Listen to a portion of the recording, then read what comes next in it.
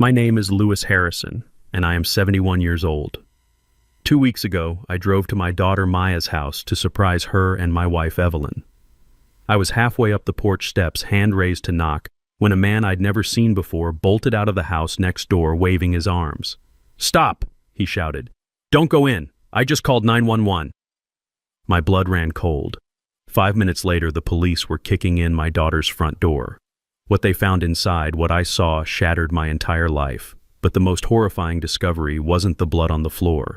It was the truth that my neighbor revealed, a truth that proved the monster I'd been fighting wasn't the monster at all.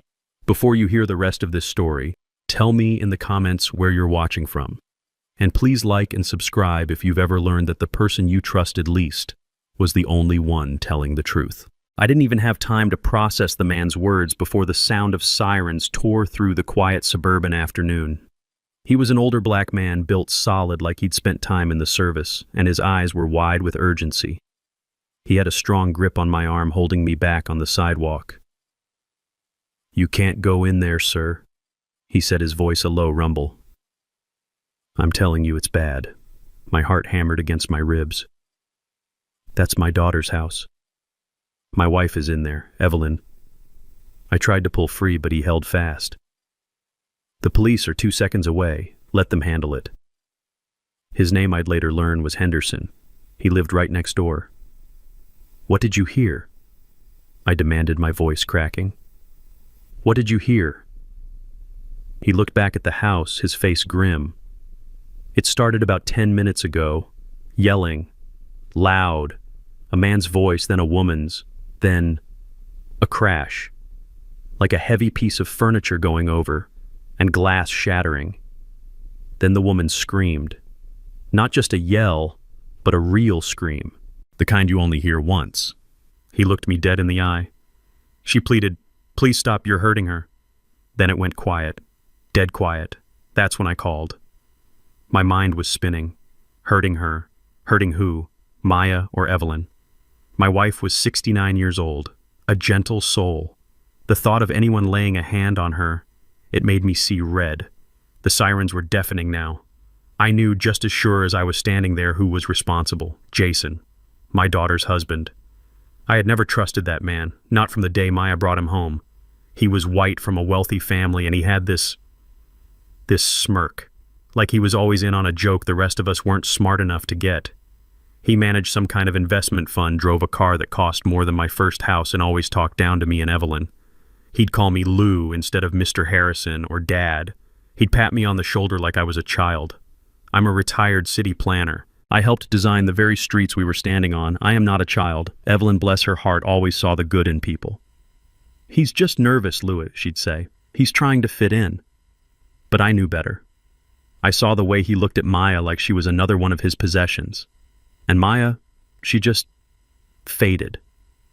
My vibrant, strong-willed daughter became quiet, agreeable, always looking to him for approval. 2 weeks ago, Evelyn had driven here from our home in Atlanta to stay with them. The official reason was that Maya had a miscarriage. She needed her mother. It felt thin to me. Maya sounded off on the phone, strained. Evelyn, too. In our last call, Evelyn's voice was tight. "Everything is fine, Louis. Just let me handle this. Maya needs me." Handle what I'd wanted to ask, but Evelyn was a private woman. I trusted her. Now standing on this sidewalk, my trust felt like stupidity. I should have come sooner. I should have trusted my gut. That miscarriage story was a lie. This was something else. This was Jason. 2 squad cars screeched to a halt, cutting off the street. 2 officers, a man and a woman, jumped out, guns drawn but pointed down. "What's the situation?" the male officer barked at Henderson. Henderson pointed. "Heard a violent altercation. Glass breaking. Woman screamed for help. No sound since." The officers moved up the walkway, stacking on either side of the front door. "This is the Atlanta PD. Open the door," the male officer shouted. Silence. My heart felt like it was going to explode. I pushed past Henderson, ignoring his protest. "My wife is in there, Evelyn Harrison. My daughter, Maya." The female officer put a hand up to stop me. "Sir, stay back. We need you to stay on the lawn." "That's my family," I roared. The officer shouted again. "Police, open the door now or we're coming in." Nothing, just a terrible heavy silence from inside the house. "Okay, breach it," the male officer said. He stepped back and slammed his heavy boot just beside the doorknob. The wood splintered, but the deadbolt held. Again! He kicked again. The frame cracked. On the third kick, the door flew open, slamming against the inside wall with a bang that echoed my own heartbeat. "Clear!" the officers yelled, disappearing inside, one going left, one going right. I couldn't wait. I didn't care what they said. I ran past the officer on the porch, Henderson right behind me. "Sir, I told you to wait." But I was already in the foyer. The smell hit me first. Something coppery, metallic, blood. The house was a wreck. A tall floor lamp was shattered, its shade crumpled. A heavy oak chair was on its side. Glass from what looked like a picture frame was scattered across the hardwood floor. "Evelyn!" I screamed. "Maya! In here!" The female officer's voice came from the living room just past the staircase. I ran toward the sound, and then I saw her. My world stopped. It just ceased to exist. Evelyn. My Evelyn. She was lying at the bottom of the stairs. Her body was twisted at an angle that bodies shouldn't be. Her eyes were open, vacant, staring at the ceiling. A dark, spreading pool of blood haloed her gray hair on the light tile floor. Oh God, no. No, no, no. I think I said it out loud. I don't know. My legs gave out. I stumbled, catching myself on the wall. This wasn't real. This was a nightmare.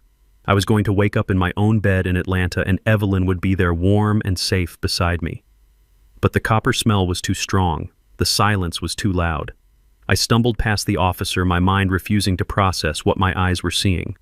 The living room was a scene of chaos. A tall, elegant floor lamp one Evelyn had picked out was smashed, its shade crumpled like a wad of paper. A heavy oak chair was on its side as if it had been thrown. Shards of glass from a shattered picture frame crunched under my shoes. But it was the silence that was wrong. The air was thick and heavy, and it smelled of something metallic, something coppery. Then I saw her. My world didn't just stop. It evaporated. At the bottom of the staircase, on the cold beige tile that Maya and Jason had been so proud of, lay my wife, my Evelyn. She was on her back, her body twisted at an angle that wasn't natural.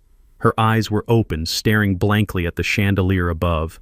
A dark, glistening pool of blood was spreading slowly from beneath her head. I don't think I made a sound. I couldn't. My lungs had turned to solid stone. This wasn't real. This was a nightmare. I was back in Atlanta asleep, and I would wake up, and Evelyn would be there beside me, smelling faintly of cocoa butter and books. But the coppery smell was too strong.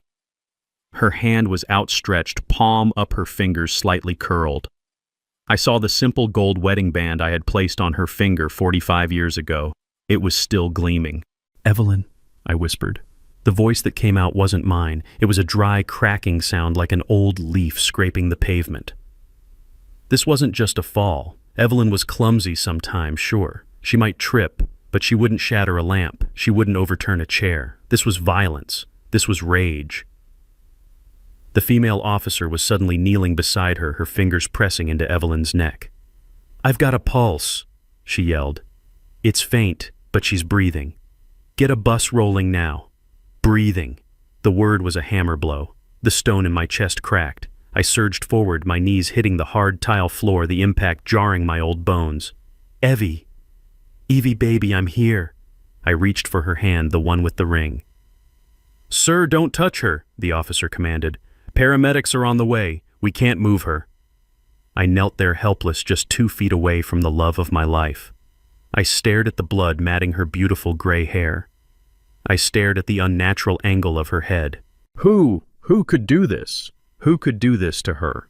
Evelyn was the kindest soul I had ever known. She baked for the neighbors. She volunteered at the library. She couldn't hurt a fly. My eyes stinging with tears I refused to let fall scanned the room again. The broken lamp, the overturned chair. And then my gaze traveled up the staircase. I hadn't seen her. My daughter. My Maya.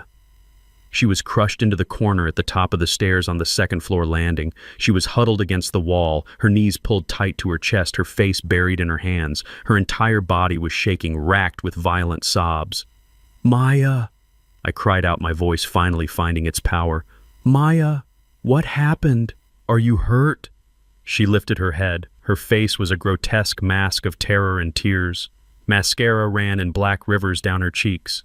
She didn't look at me. She looked past me, staring at something in the room. Then her arm shot out, her finger trembling as she pointed not at me, but at the man standing just a few feet away from her at the top of the landing. It was him!" She screamed, a sound so raw and painful it ripped through the house. "He did it! He pushed her! He pushed Mama!" I followed her trembling finger, my head snapped up, and there he was, Jason. He was just standing there by the railing, staring down at the scene below. He was still holding his cell phone in his right hand. He looked dazed. His expensive dress shirt was torn at the collar, and his face. "He attacked Mama," Maya shrieked again. I saw it clearly then, even from 15 feet below. Bright, angry red scratches, 3 of them running from his left temple down his cheek, disappearing under his jaw. Defensive wounds. My God, Evelyn. My 69-year-old wife had fought him. She had fought for her life against this animal. The man I never trusted, the man I let into my family. "Police, show me your hands!" The male officer roared, his gun now unholstered and raised. He was already taking the stairs 2 at a time. Jason didn't even seem to register him. He just stood there, his mouth opening and closing, as if he was trying to speak but no sound came out. He looked completely and utterly stunned. The officer didn't hesitate. He slammed Jason against the wall face first. "You have the right to remain silent." "No," Jason finally whispered. It was the first sound he'd made. "No, she's—" "Shut up," the officer commanded, yanking Jason's arms behind his back, the sharp click of the handcuffs echoing in the stairwell. That sound snapped me out of my shock. The ice in my veins turned to fire. A pure cleansing rage, the kind I hadn't felt in decades, surged through me. "You," I roared, pushing myself up from the floor. "You worthless piece of trash, you did this." I lunged for the stairs, my only thought to get my hands on him to make him pay. But Henderson, the neighbor, was suddenly there, grabbing me in a bear hug. "Louis, no, let the police handle this. Don't you do something you'll regret." I fought against his grip, tears of pure fury finally blinding me. "He killed her. He killed my wife. I didn't. Jason started yelling, finally finding his voice as they dragged him down the stairs. He was twisting his eyes wild, looking not at Maya but right at me. "Mr. Harrison, Louis, please, it wasn't me. Check her laptop. Check Maya's laptop. She..." His words were frantic, desperate, but Maya's screams drowned him out. "Liar!" she howled from the top of the stairs. "You monster! You tried to kill her!" The officers dragged Jason through the foyer and out the splintered front door. "Please," he yelled one last time. "The laptop!" The front door slammed shut. I was left in the ruined living room, my chest heaving, my body shaking. Henderson still had a firm hand on my shoulder. Maya was sobbing uncontrollably, collapsing onto the upstairs carpet. And my Evelyn was still lying on the floor, so terribly still, as paramedics finally rushed in with a stretcher. Check her laptop. What kind of nonsense was that? The man was a cornered rat trying to bite anyone he could. My daughter was the victim. My wife was the victim. And he was the monster. I knew it. I knew it the moment I first laid eyes on him. The fluorescent lights of the hospital waiting room hummed. It was the only sound. A low, agonizing buzz that drilled right into my skull. It had been 6 hours. 6 hours since I watched them wheel Evelyn through those double doors. Her face pale, her beautiful hair still matted with blood. The doctor, a young man who looked barely old enough to shave, had used words I couldn't hold on to. Severe cranial trauma, pressure on the brain, medically induced coma. He spoke, but all I could hear was that hum. I was sitting on a hard plastic chair that felt like it was molded from ice. Beside me, my daughter Maya was a crumpled heap. She hadn't stopped crying. She was using a pile of rough hospital tissues, her body shaking with silent sobs. I put my arm around her, pulling her close. "It's gonna be okay, baby girl," I whispered. But the words felt like ash in my mouth. My wife was in surgery, and the man who put her there was my son-in-law. "Dad," she finally whispered, her voice raw from crying. "I have to tell you, I'm so ashamed." I held her tighter, my old heart aching for her. "It's not your fault, Maya. None of this is your fault." "But it is." She insisted, pulling back just enough to look at me, her eyes bloodshot and pleading. I let this happen. I hid it from you. I hid it from Mom. Hid what, baby? She took a ragged breath. Jason, it's a sickness, Dad. A gambling sickness. The word hung in the air between us. Gambling. It clicked. It made a terrible perfect sense. That expensive watch I'd seen on his wrist last month, the new sports car he'd claimed was just a company lease. That arrogant, entitled smirk he always wore. It wasn't the confidence of success. It was the bluff of a desperate, broken man. I didn't know how bad it was until about a month ago. She continued, the words spilling out of her in a torrent. I found statements, online accounts. He'd lost everything, Dad. He'd drained our savings account. The whole $80,000. $80,000. I felt the blood drain from my face. That was the money Evelyn and I had given them for a down payment. Our money. Money we had saved over 40 years of hard work. Gone. I confronted him. She sobbed, her body shaking. He promised he'd stop. He swore he'd get help. He begged me not to tell you. He said he was embarrassed to face you, that he couldn't stand for you to think he was a failure. That, too, made perfect sense. I had never hidden my disapproval of him. Of course he'd be afraid of me. And the miscarriage, I asked, my voice barely a whisper. The reason your mother came down here. Maya's face crumpled and she looked away, her shame palpable. There was no miscarriage, Dad. What? I lied, she whispered. I was so scared. I was desperate. I called Mom and told her that because I needed her. I needed someone. I was terrified of what Jason would do when he realized the money was completely, finally gone. I didn't know who else to turn to. So Evelyn had walked into a trap. My wife, the fixer, the one who always protected her children, had walked straight into a lion's den. She's so smart, Dad, Maya cried, hiding her face in her hands. She's smarter than me. She must have seen the bank statements I'd hidden in my desk. She found the notices from the credit card companies. This afternoon, while I was upstairs in the shower, she confronted him. And I could picture it perfectly. My Evelyn, 69 years old, but with a spine of steel, standing up to that arrogant boy. I heard them shouting, Maya cried. I ran downstairs. Mom was holding the bank statements. She was telling him he was a thief, that he had betrayed her trust, that she was going to call the police. And what, Maya, tell me? He snapped. He grabbed her arm. He yelled at her to mind her own business. Mom tried to get to the phone and he shoved her. He shoved her, Dad, hard, with both hands. She flew backward. She hit the bottom stair and she didn't get up. She dissolved into hysterical sobs, clinging to my shirt. Her story finished. I held her, but my body was rigid. My mind was painting the picture over and over. My wife, my strong, brave Evelyn, lying broken on the floor. All because of him, because of that leech I had let into my family. I must have sat there for another hour just stewing in my own rage, rocking my daughter while she cried. The hum of the lights was the only sound. Then a new voice. Mr. Harrison. I looked up. A man in a tired suit was standing there. He looked like he'd seen too much of the world. I'm Detective Miller, he said, flashing a badge. I need to ask you and your daughter a few questions. Your wife, Mrs. Harrison. She's out of surgery. She's stable, but she's in intensive care. She's not awake. Okay, I said, helping Maya sit up. The detective looked at Maya, then at me. Your daughter gave a preliminary statement at the scene. I just want to clarify a few things. You both stated that your son-in-law, Jason Powell, pushed Mrs. Harrison down the stairs during an argument. That's right, I said firmly. My daughter saw it all. Detective Miller nodded slowly, pulling out a small notebook. The thing is, Mr. Harrison, we have a conflicting statement. My brow furrowed. Conflicting from who? From Jason? No, sir. From your neighbor, a Mr. Henderson. The man who called 911. What about him? Well, he's a veteran, says he's got sharp hearing. He's very clear on what he heard. He says he heard the argument, yes, but he says he distinctly heard a man's voice, presumably Mr. Powell, shouting, Maya, stop, and Maya, you're hurting her. He also says he heard him yell, "Give me the phone. I have to call 911." I stared at him.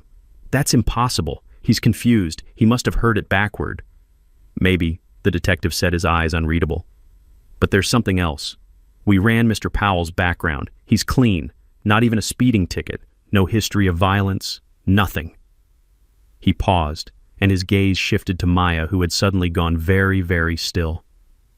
Your daughter, on the other hand. She has a sealed juvenile record, an assault charge from when she was 15. She broke another girl's arm in a fight. I stood up. I stood. The ice in my veins was back. Now you listen to me, detective. Are you really standing there, trying to blame my daughter? My daughter, who just watched her mother almost get murdered. That was 20 years ago. She was a child. Kids get into fights. Sir, I'm just... No, I cut him off, my voice dangerously low. You're just... What? Trying to muddy the water. That man, Jason, is a gambler who stole $80,000 from my family. He attacked my wife when she confronted him. My daughter saw it. I saw the scratches on his face. My wife fought back. What more do you need? The scratches, yes, the detective said, unfazed. We're looking into those. The neighbor is an old man, I said, dismissing him with a wave of my hand. He's probably half deaf. He heard what he wanted to hear. My daughter is the victim here. So you go and do your job and make sure that monster stays locked up. The detective held my gaze for a long moment. Understood, Mr. Harrison. We'll be in touch. He turned and walked away, his footsteps echoing down the sterile hallway. I sat back down, my heart pounding with anger. How dare he? How dare he try to twist this? I looked at Maya. She was trembling again, looking smaller than ever. Dad, she whispered, he thinks I did it. No, he doesn't, I said, pulling her back into my arms, my resolve hardening like concrete. He's just a lazy cop looking for an easy out. Don't you worry, baby girl. I'm here. I won't let anyone hurt you. I believe you. And I did. At that moment, I believed her with every fiber of my being. 2 days later, I was back at the house. The yellow crime scene tape was still stretched across the splintered door frame. It felt wrong walking back in. It felt like trespassing in my own daughter's life. But Evelyn was still unconscious in that silent, sterile room, and the nurse said she needed her own things. A robe, her toiletries, her worn leather slippers. Small comforts in a world that had suddenly become hard and cold. I walked past the dark stain on the tile, my eyes fixed forward, refusing to look at it. As I stepped back outside, my hands full with a small overnight bag, I saw him. The neighbor, Henderson. He was sitting on his own porch just watching me. He didn't wave. He just stood up slowly, a man moving with the stiff precision of old injuries, and walked across the lawn that separated our two houses. Mr. Harrison, he said, his voice respectful but firm. He stopped about 10 feet away. Mr. Henderson. I nodded.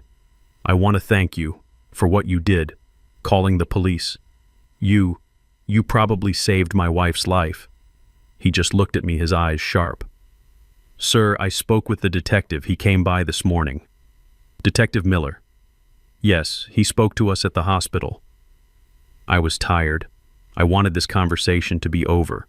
I wanted to get back to Evelyn. I don't think he believed me, Mr. Harrison, Henderson said, and I have a feeling I need you to believe me. A knot of irritation tightened in my stomach. I was grieving. My family was shattered. I didn't have time for this old man's stories. Believe what I said, my voice sharper than I intended. That you heard wrong. I was just at the hospital. My daughter Maya, she told me everything. That man Jason, he's a gambler. He stole $80,000 from my family. He attacked my wife when she confronted him. Henderson didn't flinch. He just stood there solid as an old oak tree. Sir, with all due respect, I've lived next door to your daughter and her husband for 3 years. I'm a widower. I'm home most of the time. My windows are open. I know what I hear. He took a step closer. And I need to tell you, sir, I spent 20 years in the United States Army, Signal Corps. My ears, my hearing, it's the only part of me that still works perfectly. I can tell you what kind of bird is in that tree just by its call, and I can tell you who does the yelling in that house. I gripped the overnight bag, the plastic handle digging into my palm. What are you trying to say, Mr. Henderson? I'm saying, he said, his voice dropping low, that in 3 years I've maybe heard Mr. Powell raise his voice twice, once during a football game, once when he dropped something heavy in the garage. But your daughter Maya, sir, she screams. She screams every week, usually Thursdays.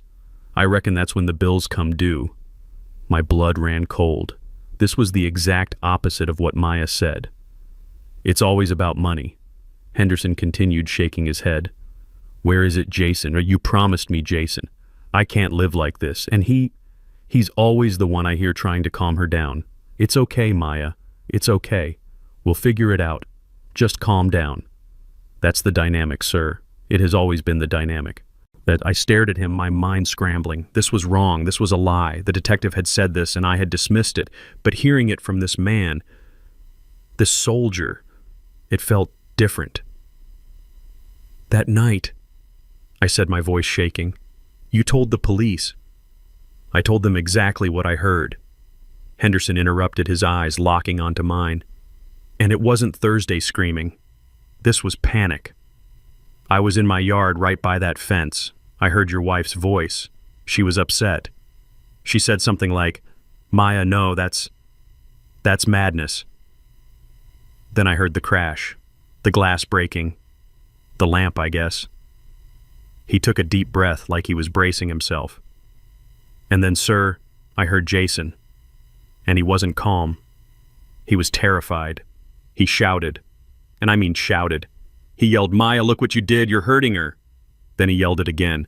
Maya, get away from her. My mind just stopped. You're hurting her. And then, Henderson said, his voice barely a whisper, I heard him yell, give me the phone, I have to call 911. He let the words hang in the air between us. I couldn't speak. I just stood there frozen. This was impossible. Maya was the victim.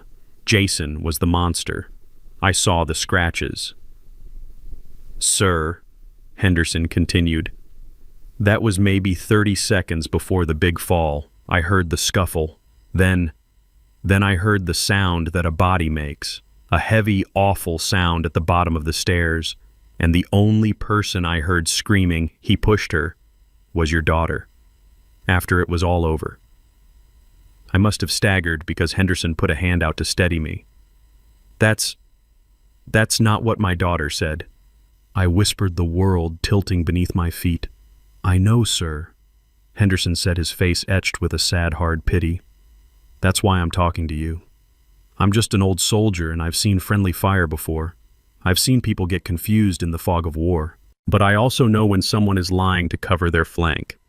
He looked me square in the eye. Mr. Harrison, I truly believe you are protecting the wrong person.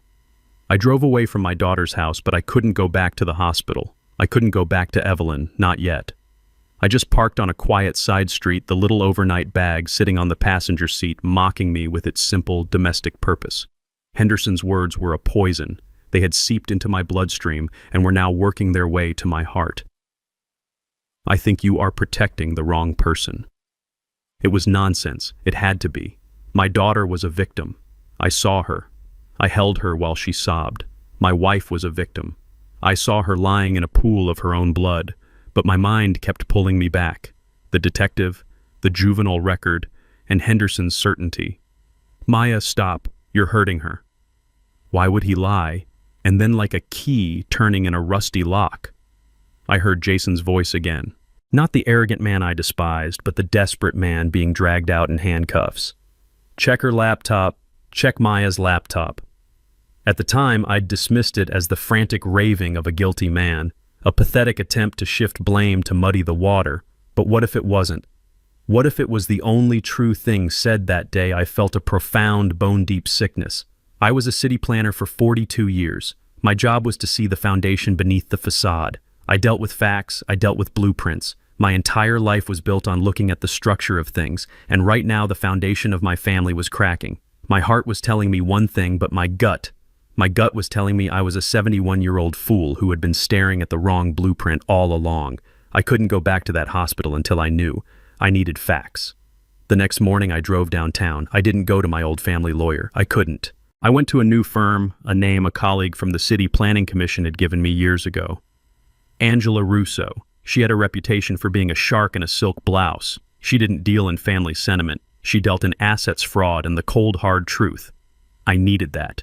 I walked into her sharp, modern office. I must have looked like what I was, a grieving, broken old man. Ms. Russo, I said, my voice steadier than I felt. My son-in-law was just arrested for the attempted murder of my wife. My daughter Maya is the primary witness. She's a wreck. I paused, letting the lie settle in the air. With her husband in jail and her mother in a coma, she's not capable of handling her affairs. She needs help. I need you to protect her. I need you to get a clear picture of her finances to secure her assets. Her husband was a gambler. I need to know how bad the damage is. It was the perfect cover. A concerned father protecting his traumatized daughter's estate.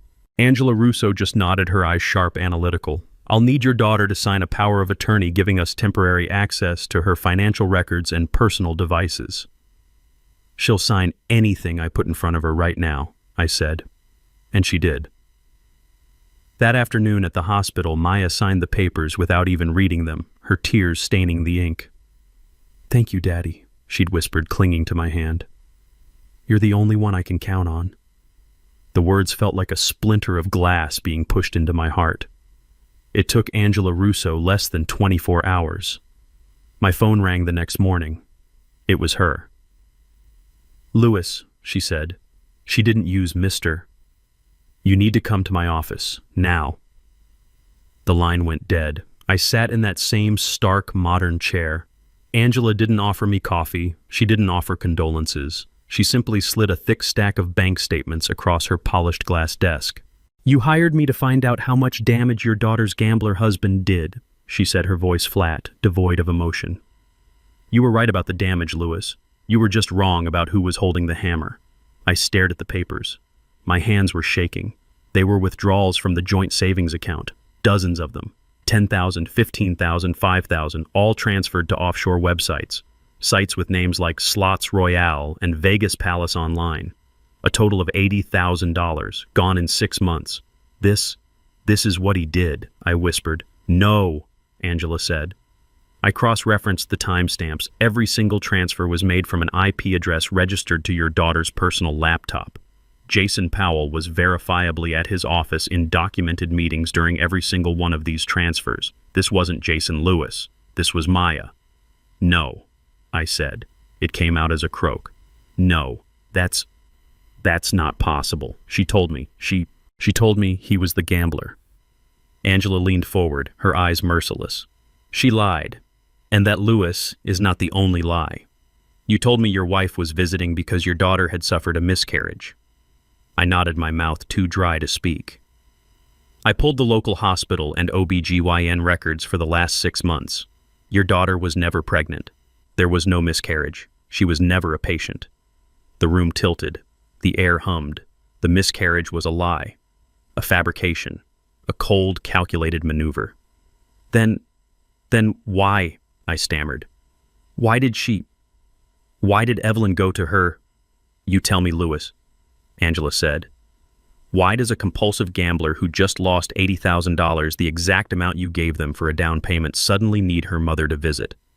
She was luring her. She was luring Evelyn there to get more money. My wife, my Evelyn, hadn't just stumbled into an argument. She had been summoned to her own execution. Angela wasn't finished. She spun her laptop monitor around to face me. Jason's frantic last words, she said. Check the laptop. He was right. You should have checked. On the screen was an email chain between Maya and Jason dated 1 week before the attack. My vision was swimming. Angela read the words out loud for me, her voice cutting through the silent room. It's from Jason to Maya, she said. Maya, I can't do this anymore. I just checked the joint account. It's empty. You promised me you'd stopped. You promised me. We're going to lose the house, Maya. We're going to lose everything. I put my head in my hands. I couldn't breathe. Scroll down, I managed to say. Angela clicked. Maya's reply, it's just a setback, Jason. I can win it back. I just need a little more. Your parents have money. Or just ask your dad. Just don't tell mine. Please, Jason, don't tell them. I can fix this. And then the final email, the one that sealed all of our fates, from Jason. No more lies, Maya. I am done. I am done covering for you. I am done watching you destroy yourself. I'm calling your parents. I'm telling them everything. You need help, and if you won't get it, I'm going to get it for you. I love you, but I won't be your accomplice anymore." Angela looked up from the screen, her gaze pinning me to the chair. "That email was sent at 1:17 p.m. on Tuesday, Lewis. Your neighbor's 911 call was at 4:30 p.m. That was the argument your wife walked into. He wasn't attacking her. He was trying to get help. He was trying to tell the truth." I left Angela Russo's office, but I couldn't drive. I couldn't go anywhere. I walked out onto the busy Atlanta street, and the noise of the traffic, the horns, the chatter of people on their lunch breaks. It all just hit me like a physical wave.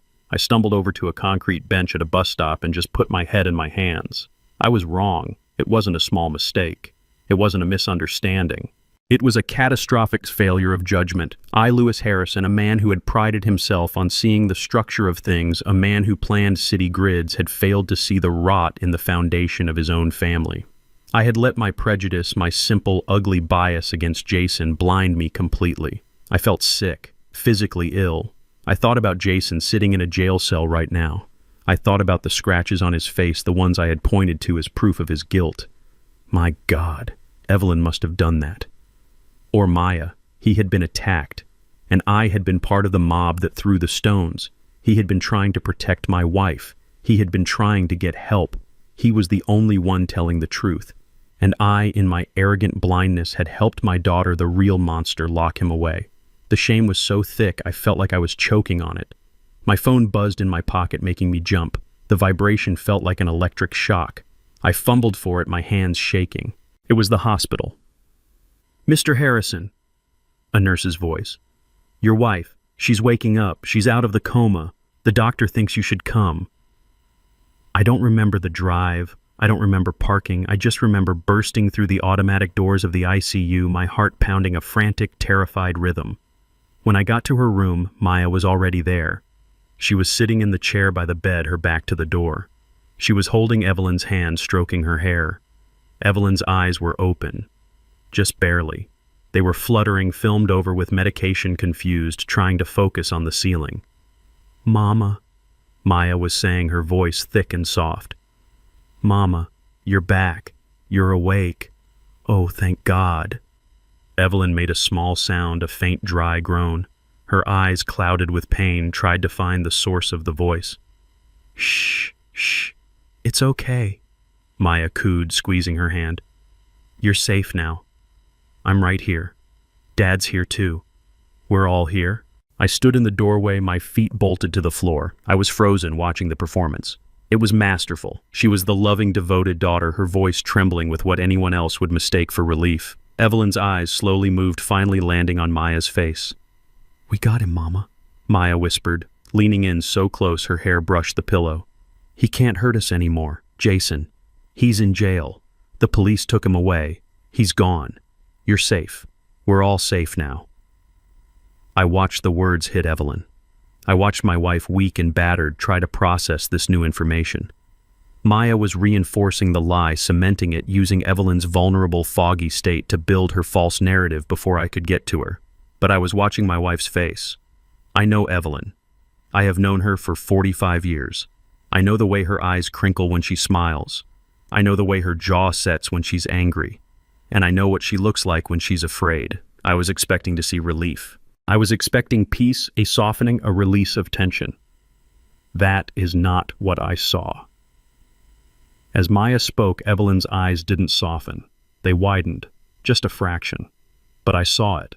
I saw the monitor beside her bed, the little green number tracking her heart rate. It had been steady beeping quietly at 72. When Maya said, "Jason's in jail," it jumped. 78, 84, 90. It wasn't relief, it was panic.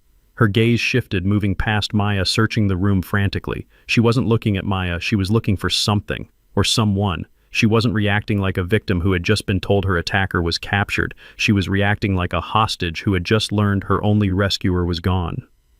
Maya, lost in her own performance, didn't notice. She was too busy playing her part. "It's okay, Mama. Just rest. I've got you." I had to get her out of that room. I stepped inside, forcing my voice to sound gentle, normal.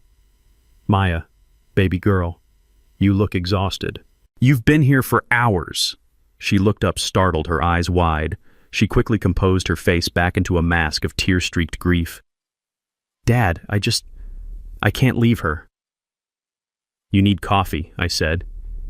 It wasn't a suggestion. It was a command. "You haven't eaten a thing since this morning. You're no good to her if you collapse. Go. Go to the cafeteria. Get a sandwich. Get something hot. I'll sit with her. I promise I won't leave her side for a second." She hesitated. Her eyes darted from me to Evelyn. She didn't want to leave. She didn't want to leave her mother alone with me. Not now. "Go," I said, a little more force in my voice. "That's an order, young lady. I'll call you if anything changes. Go." She finally relented, giving Evelyn's hand one last tight squeeze. "I'll be right back, Mama. I love you." She walked past me, sniffing, still the perfect picture of the devoted daughter. The moment the door clicked shut, I moved to the bedside. The room was heavy with the smell of antiseptic and the quiet, steady beep of the heart monitor. I took Evelyn's hand. Her skin was so cold, so papery. "Evelyn," I whispered, leaning in close. "Evie, it's me. It's Louis. You're safe. I am here." Her eyes found mine. They were filled with a desperate, terrifying urgency. "Evie, what happened?" I whispered. "I need the truth. I know about Maya. I know about the gambling.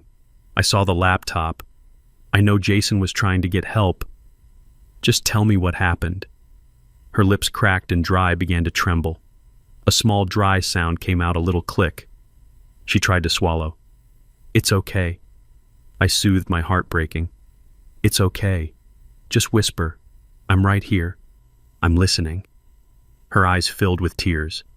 Not the performance tears of her daughter, but real hot tears of terror. They welled up and spilled over, running down her temples into her matted hair. She whispered. Her voice was a dry rasp, barely air. "What, Evie? What was it?" "It was Maya," she breathed. The words were a tiny puff of air. My heart shattered. "I know, baby. I know she lied. Was it just the money? Did she just panic?" Evelyn shook her head, a tiny agonizing movement that I could see cost her everything. The tears came faster. "She found what, Evelyn? What did she find?" Her gaze was locked on mine. She was using every last ounce of her strength, every bit of life she had left, to push the words out. "She found my will." The word hit me like a physical blow. The will. Our will. What about it? It all goes to her anyway. We signed it years ago. "No," Evelyn whispered. Her eyes closed for a moment as if in agony. "No, not my will." My mind seized on that one word. Will. It made no sense. "What are you talking about, Evie?" I whispered, my voice rough. "Our will. We did that together. We did that 20 years ago. It's simple.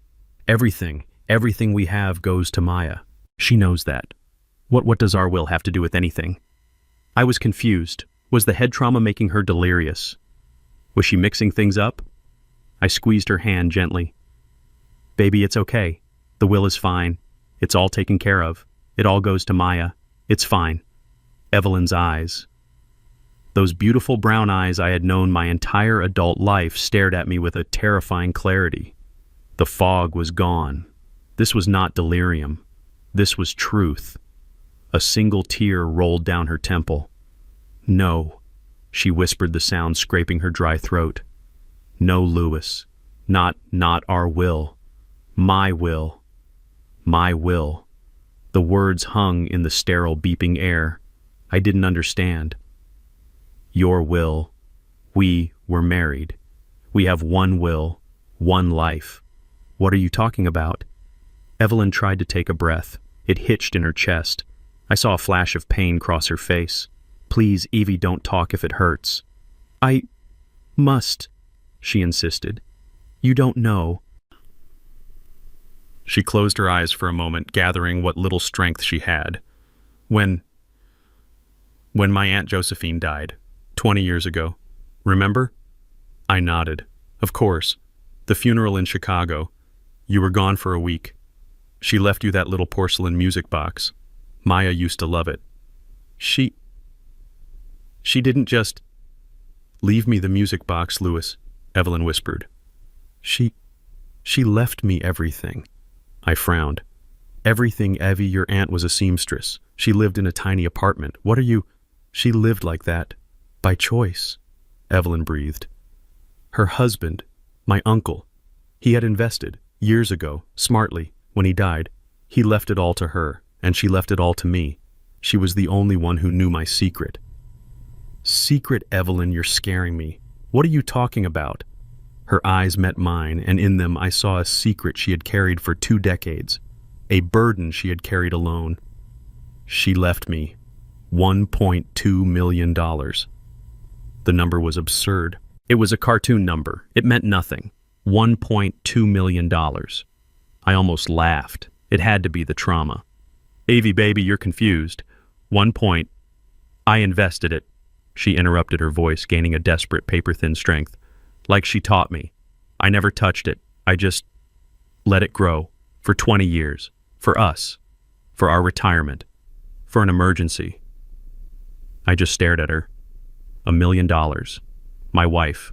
My quiet, frugal Evelyn who clipped coupons, who bought her clothes at department store sales, who insisted we drive our old car until the wheels fell off. She was a millionaire. I don't understand. I stammered, my entire reality shifting under my feet. Why didn't you tell me? For 20 years, Evie. Why would you hide that from me? The tears were flowing freely, now hot and silent. Because of my father, she whispered, her voice cracking. You never knew him, but I remember. I knew her father had died when she was young. She never spoke of him. It was a locked door in her past. He was a gambler, Louis, she said, and the shame in her voice was still fresh after 60 years. He was a wonderful man. He could charm anyone. He could light up a room. But he had a sickness. The same sickness I saw in Maya. My heart stopped. She knew. She had known all along. He lost everything. Evelyn continued, her gaze distant, looking at a ghost in the corner of the room. The house, my mother's jewelry, my college money. He lost it all, and he couldn't live with it. He took his own life. I found him. Oh, Evie. I gripped her hand, my own guilt and shame now mixing with hers.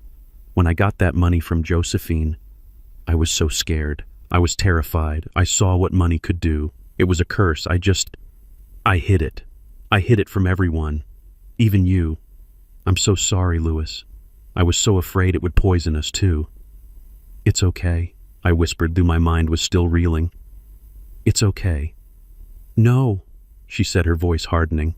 It's not okay, because I saw it. I saw the signs in Maya, years ago.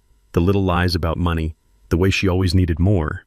I tried to believe it was just youth. But then I saw her bank statements, the ones she left on her desk 2 months ago when I came to visit. The withdrawals, the websites, just like my father's. So what did you do? I did what I had to do, she said. I went to my lawyer, secretly. I changed my will. My will, the one just for my money, the $1 million. I took Maya out of it. You disinherited her. I left all of it, she sobbed, all $1.2 million to a charity, a foundation for gambling addiction. The pieces clicked into place with the horrifying sound of a cell door slamming shut. The will, the addiction, the lies. Evelyn, I said, my voice barely audible. That day, the day of the fall, did you tell her? Evelyn shook her head, her face pale. No, she found it.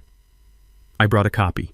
In my suitcase. I don't know why. Maybe I was going to show her, to scare her into getting help. I don't know. She found it in your suitcase, I repeated, my voice flat. Yes, she whispered. When I was confronting Jason about the $80,000, I didn't know he didn't know. He was just as shocked as I was. He was trying to help me. He was the one who said we had to call you. He said Maya needed an intervention. And Maya She came downstairs. She must have been in my suitcase while we were arguing. She came down the stairs, holding the will in her hand. Her face. Louis, I've never seen such hate. She was screaming. Evelyn's words were coming in short, painful gasps. She called me a monster. She said I was stealing her future. She demanded I call my lawyer, that I change it, right now. I refused. I told her the money was going to help people like her, people who were sick. Evelyn's breath hitched. She lunged at me. She tried to rip the will from my hands. She just lost her mind, and she pushed me. She pushed me, Louis, down the stairs. I closed my eyes. I saw it. I saw my daughter consumed by rage pushing her mother into darkness. And Jason, I choked out the last question. The scratches Maya told me you fought him. No. Evelyn was crying openly now, a desperate, weak sound. No. Jason, he saw her. He screamed. He ran to the phone to call 911. And she couldn't say it. What, Evelyn? What did Maya do? The kitchen. She gasped, her eyes wide with the memory. The knife block. She grabbed a knife. She attacked him, Louis. She attacked Jason. To stop him from calling for help. He was just trying to save me. I stood by Evelyn's bed, my hand still holding hers, but my mind was 1,000 miles away. It was replaying a movie. Jason. The scratches. I had screamed at the detective about them. My wife fought back. My God. I was right, but I was wrong about who she was fighting. Evelyn's words echoed in the humming silence of the ICU. She grabbed a knife. She attacked him, Louis, to stop him from calling for help. Those marks on Jason's face, they weren't just scratches, they were defensive wounds. They were the marks of a man dodging a blade. He hadn't just been shoved, he had been attacked. And I, in my arrogance, in my 71 years of stubborn pride and prejudice, had pointed to those wounds as his condemnation. I felt a wave of nausea so profound I had to grip the bedrail. I had accused an innocent man, no worse. I had accused the other victim. I had stood by comforting the monster while the man who tried to save my wife sat in a jail cell. I hadn't just been blind, I had been an accomplice after the fact. The shame was a physical weight heavier than any grief I had ever known. It settled in my gut like cold lead. I felt dirty. I felt weak. I was 71 years old and I had never felt more foolish or more wrong in my entire life. The lead in my gut turned to fire. I let go of Evelyn's hand. I pulled out my phone, my fingers shaking so badly I almost dropped it on the sterile floor. I didn't leave the room. I didn't care who heard. I punched Angela Russo's number. She answered on the second ring, her voice crisp. Russo. It's Louis Harrison, I said. My voice was low and it was shaking with a fury I had never known I possessed. He's innocent. Jason Powell. He's innocent. There was a half-second of silence. Louis, what are you? She told me. I cut her off, my voice a gravelly roar. Evelyn is awake. She told me everything. Maya did it. Maya attacked both of them. She pushed Evelyn. She attacked Jason with a knife. You have to get him out. You have to get him out now. Louis, slow down. I need a formal statement. Now. Angela, I shouted, causing a nurse at the station down the hall to look up. Get him out of that jail. Use the money. Use all of it. I don't care. Just fix this. Fix what I broke. I hung up without waiting for a reply. I needed air. I needed to see the monster I had been protecting. I walked out of the ICU, my blood roaring in my ears. I felt ancient, brittle, like I could shatter into 1,000 pieces. I saw her. She was just stepping off the elevator, a cup of coffee in one hand, her phone in the other. She looked calm, composed. She looked like someone who had just gotten a minor inconvenience out of the way. When she saw me, she smiled, that same practiced, tear-streaked, fraudulent smile. Dad, you're back. Is she okay? Did she say anything else? I didn't move. I just stood in her path, blocking her way to Evelyn's room. I let the silence stretch. I watched her smile falter. I watched the first flicker of confusion, then annoyance creep into her eyes. Dad? she said, her voice laced with that fake concern. "What's wrong? You're scaring me." "She's awake," I said. My voice was flat. Dead. "I know I saw her just—" "No." I cut her off. "You don't know. You weren't there just now. I spoke to her. I really spoke to her." I watched her grip tighten on the coffee cup. I could see the tiny tremor in her hand. What did she say?" "She told me Maya." I took a step closer, close enough to smell the faint scent of coffee and lies, close enough to see the panic flare deep in her pupils. "She told me everything." I expected her to crumble. I expected the dam to break. I expected tears, confessions, hysterical apologies, a complete breakdown. That is not what happened. Maya didn't cry. She didn't flinch. She didn't even look guilty. Instead, something in her eyes went cold, as if a steel door had slammed shut behind them.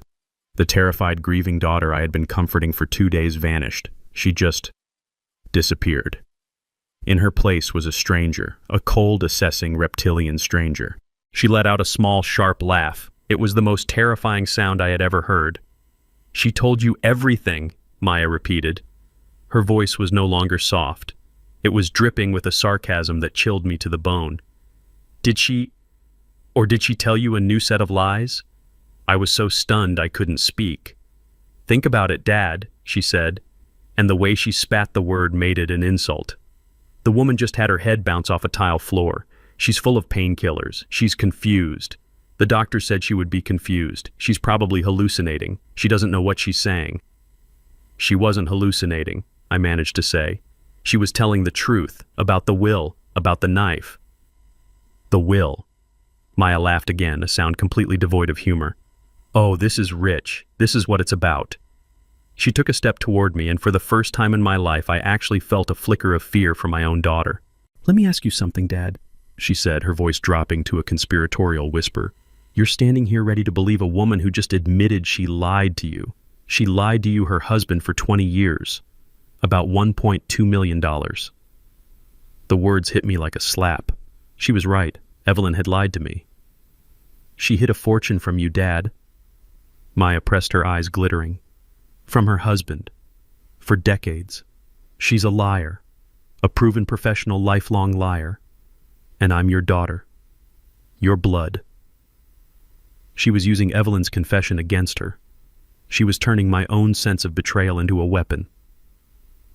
"So who are you going to believe?" She hissed, her face inches from mine. "Are you going to believe the woman with the brain injury who just confessed to being a master liar? The woman who is going to give our money, your money, to a bunch of strangers rather than her own family?" She smiled. It was a cold, terrible, triumphant smile. "Or," she said, "are you going to believe me? Your daughter, the one who has always loved you, the one who is telling you the truth. Jason did this, and Mom is just confused. She's trying to protect him. Or maybe she's just trying to punish me for finding out about her secret money." I stood there in that sterile hospital hallway feeling like I was being torn in two. Maya's words were venomous, but they were also smart. She had found the one crack in my armor, the one place I was truly vulnerable, and she was driving a wedge into it with all her strength. Evelyn had lied to me. For 20 years, she had kept a secret that changed the entire shape of our marriage, our past, our future. $1 million. She had watched me pinch pennies, seen me worry about our retirement, listened to me talk about whether we could afford a new roof, all while she was sitting on a fortune. The betrayal felt fresh, sharp, and very real. It stung. And Maya, with her cold, reptilian eyes, saw it. She was using my own wounded pride, my own sense of being fooled, as her shield. "Who do you believe, Dad, the proven liar, or your blood? My daughter. My little girl. The one I had taught to ride a bike, the one I had walked down the aisle. She was standing right in front of me, her face a mask of false righteousness, daring me to choose. I could see the calculation in her eyes. She believed she had me. She believed that my pride, my male pride at being deceived by my wife, would be stronger than my bond with Evelyn. She thought I would side with her, my blood against the woman who had made a fool of me. For a second, a dark, awful second, she was almost right. The anger I felt toward Evelyn was so strong, so confusing. But then as I stared into my daughter's hard, challenging eyes, her face began to blur, and I saw other things. I saw Mr. Henderson, my neighbor, a man with no stake in this, standing on his lawn, his face etched with the sad certainty of a soldier. I think you are protecting the wrong person. I saw the scratches on Jason's face, not the chaotic marks of a scuffle, but the parallel, desperate slashes of a blade. She grabbed a knife. She attacked him. I saw Jason's face as they dragged him away, the pure, unadulterated shock and his desperate yell, "Check her laptop!" He wasn't trying to blame her. He was trying to show me. And most of all, I saw my wife. I saw Evelyn. Not the woman with the secret, but the woman in the hospital bed. I saw her eyes fluttering open, clouded with pain and medication, and I saw the raw, undilutable terror that filled them the second she saw Maya. The heart monitor. The spike. 90 beats per minute. That wasn't a lie. That wasn't a hallucination. That was the truth written in a language the body cannot fake. The fog in my head cleared. The anger at Evelyn evaporated, replaced by a cold, hard clarity. Yes, Evelyn had lied to me about money. But Maya was lying about everything. One lie was born from a place of fear, a fear rooted in her own family's trauma. The other was born from a place of pure, dark, bottomless greed. I looked at my daughter, the stranger wearing my daughter's face. I took a slow breath. I felt 71 years of life settle back into my bones, not as a weakness, but as a weight, as judgment. I believe my wife, I said. My voice was quiet, but it cut through the hallway tension like a razor. Maya's smirk wavered, the first sign of a crack in her perfect composure. What? I said I believe my wife. I repeated, tasting the words. And I believe the man I hated. I believe Jason. The color drained from Maya's face. This was not the move she had calculated. This was not in her plan. Dad, you can't. She admitted she hid money. I said, my voice rising, growing stronger. She didn't admit to pushing herself down a flight of stairs. She didn't admit to faking her own terror. She didn't admit to framing an innocent man. You did that. You did all of this. No, she shrieked, the mask completely shattering, revealing the desperate, cornered animal underneath. No, you're wrong. You're a fool. She's lying. She's manipulating you just like she's manipulated everyone. She's not the one who lied about a miscarriage to lure her mother into a trap, I roared back, my voice echoing in the sterile corridor. She's not the one who drained her family's savings. She's not the one who attacked a man with a knife to stop him from calling 911. He's lying. She's lying. Maya screamed, her hands balling into fists. You're a stupid old man. You're weak, just like he is. You'd believe that white trash gambler over your own daughter. She raised her hand. I saw it coming. She was going to hit me. Just as she had pushed her mother, just as she had cut her husband, now she was going to strike her father. That's enough, Ms. Powell. The voice was calm, male, and right behind her. Maya froze, her hands still in the air. She spun around. Detective Miller was standing there, his face hard, his hand resting on his service weapon. He wasn't alone. 2 uniformed officers were with him. You're under arrest, Maya, he said, for the attempted murder of Evelyn Harrison and the aggravated assault of Jason Powell. Maya did not take it well. The moment the steel cuff snapped around her wrist, the grieving victim disappeared and a cornered animal took its place. She lunged, twisting in the officer's grip, not toward the detective, but toward me. You... She shrieked, her voice a raw, ugly sound I had never heard before. You did this, you senile old fool! You believe her! You believe them over me! Your own blood! The uniformed officers were strong, but she fought them with a wild, terrifying strength.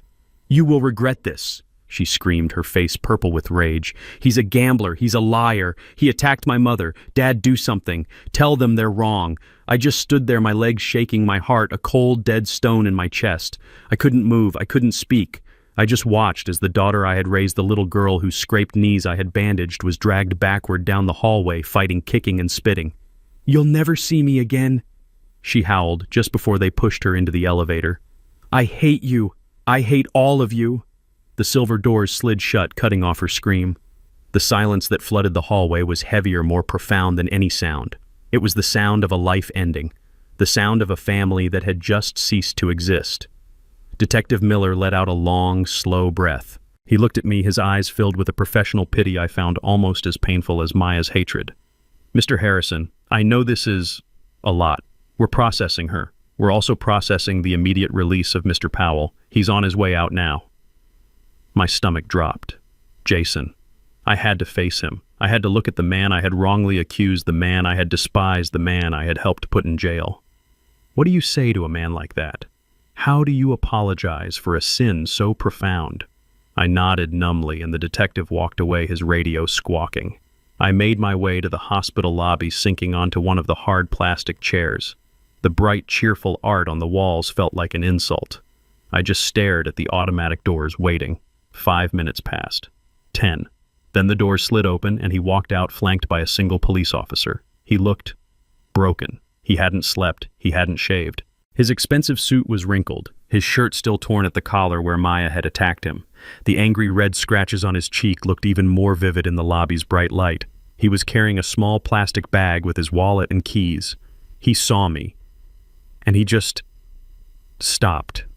He stood there about 20 feet away, not angry, not yelling, just looking at me. His eyes were empty. He looked like a man who had walked through hell and hadn't quite come back. My throat was tight, my palms were sweating. All my life I'd prided myself on being a man who said what he meant, a man of conviction. But standing there in front of the man I had wronged so deeply, I was a coward.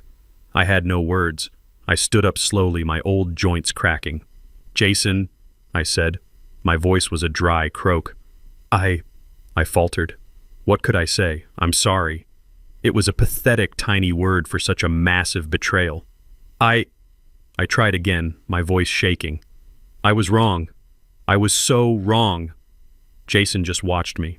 He didn't speak. He didn't move. He didn't make it easy for me. He didn't say, "It's okay," because it wasn't. I saw the laptop. I pushed the words out, desperate to fill the awful silence. "The lawyer, Ms. Russo, she showed me. The emails, the gambling. I didn't know." "No," he said. His voice was hoarse, raw. "You didn't." "I thought it was you," I stammered.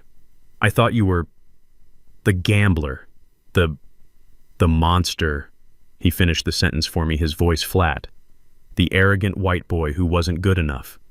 The man who attacked your wife." I flinched because he was right. "Yes," I whispered. He finally moved, but only to slump onto one of the chairs, dropping his head into his hands. He looked like a puppet whose strings had just been cut. "She's good, isn't she?" he whispered, his voice muffled. "She had me fooled for a solid year. She had you fooled her entire life." I sat a few chairs down from him, a gulf of shame and silence between us. "The detective told me I said that she attacked you with a knife." He let out a dry, bitter laugh that sounded more like a sob. "Yeah, she did, when I tried to call 911. "I don't understand," I said, leaning forward. "Why did you never tell us? Why did you let us believe you were this person?" He finally looked up at me. His eyes were red-rimmed and so tired, so profoundly tired. "Lewis," he said, using my first name for the first time. "When did it start, the gambling? Was it just the 80,000? He shook his head slowly. "The gambling, it's been 5 years. The air left my lungs. 5 years. It started small," he said, his voice a monotone. "Online poker. Just fun," she said. "Just relaxing.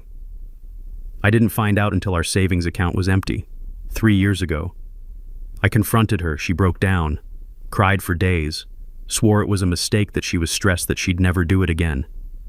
And his voice cracked. I loved her, Lewis.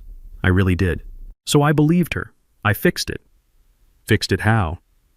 "I took $20,000, he said, looking away, "out of my own inheritance. Money my mother left me. I put it back into the joint account so the mortgage wouldn't bounce. I told her we were starting fresh. I set up alerts. I thought I had it under control. The man I thought was a leech. The man I thought was after our money. But she's a liar," he continued, his voice hardening. She's a brilliant liar. She opened new accounts, took out credit cards in her own name, then in my name, then in Evelyn's name. I didn't even know that part until the lawyer told me. So all this time, he said, his voice rising with a frantic, bitter energy, I've been playing defense. I've been a dam trying to plug the holes she was blowing in our lives. I'm not a gambler, Lewis. I hate it. I've spent the last 5 years of my life trying to get her into rehab, trying to pay off shadow debts, trying to keep our heads above water. The arrogance, the smirk I always saw, the way he seemed stressed, distant. I thought you were arrogant. I whispered, the confession tasting like poison. The way you always looked, that smirk. I thought you were laughing at us, at our simple life. He looked at me, and for the first time I saw the real Jason. Not the stereotype I had built in my head, but a 38-year-old man who was completely and totally exhausted. Arrogance, he said, his voice breaking. That wasn't arrogance, Lewis. That was terror. That was the stress of knowing the next paycheck was already gone. That was the humiliation of having to lie to my parents to borrow money from them to cover her debts. That was the look of a man who hasn't slept through the night in 3 years because he's waiting for the next bank alert. The smirk, that was me trying not to burst into tears in front of you. I couldn't speak. My prejudice, my 71 years of hard-set conclusions had been so wrong, so profoundly, devastatingly wrong. Why? I finally asked. Why didn't you just tell us? Why protect her? Because I was ashamed, he cried out, pounding his fist on his knee. I was ashamed. I was supposed to be her husband. I was supposed to fix it, and I couldn't, and I was trying to protect you. Protect us. Yes, I didn't want you to see her like this. She's your little girl. I didn't want Evelyn to know what her daughter had become. I thought I could handle it. I thought I could get her in to help fix the money, and you would never have to know how broken she was. I was protecting you from the truth. He finally broke. He dropped his head into his hands, his shoulders shaking with silent, racking sobs. When Evelyn showed up, that's why I sent that last email. I was done. I couldn't do it alone. I needed her help. I needed your help. I was going to tell her everything that night. And Maya. She saw the email on my phone. He looked up, his eyes swimming in despair. When Evelyn confronted her, Maya just snapped. She saw her whole world ending. She pushed her. She pushed her own mother. And when I ran for the phone, she grabbed that paring knife from the kitchen. She just came at me. You won't ruin me, she screamed. You won't tell them. He touched the angry scratches on his cheek.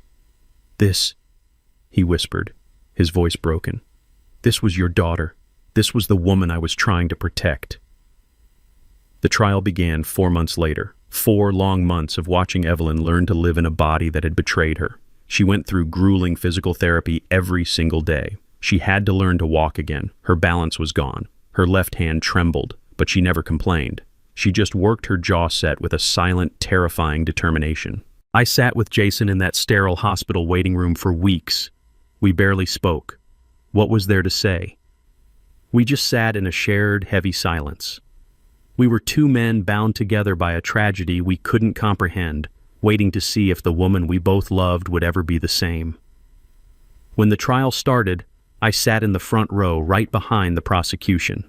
Evelyn insisted on sitting beside me. She refused the wheelchair the hospital had provided. She walked into that courtroom, her back straight, leaning heavily on a 4-pronged cane.